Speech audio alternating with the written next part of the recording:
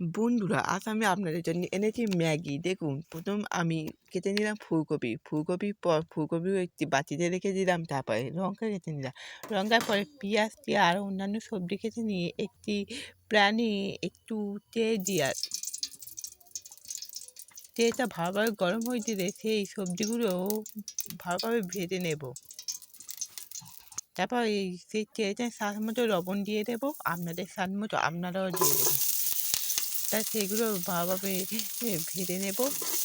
দেখুন, যতক্ষণ না লাল হবে ততক্ষণ বাছতে হবে, নয়তো ভালোভাবে সিদ্ধ হবে না, খেতেও খারাপ হয়ে যাবে।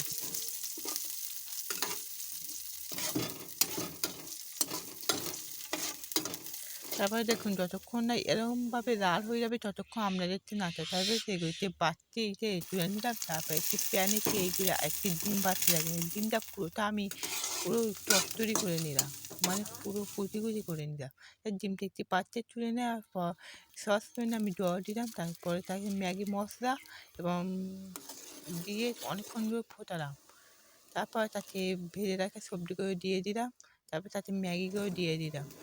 ম্যাগিগুলো ভালোভাবে করে নিলাম। তাই সেগুলো একটা পাত্রে তুলে নিয়ে সেই ভাজা ডিমটা আবার সে প্যানে দিয়ে দিলাম, নাড়তে তারপর তাতে ম্যাগিটা দিয়ে দিলাম। তারপর ম্যাগিটা নাড়তে রাখলাম যতক্ষণ না পুরো ঝোল শুকিয়ে যাবে।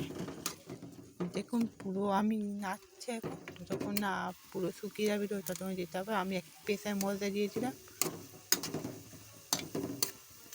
তাই দেখো অনেকটাই ঝোল শুকিয়েছে, তারপর আমি ভাগে তুলে নিলাম। কি সুন্দর, আপনারাও খান।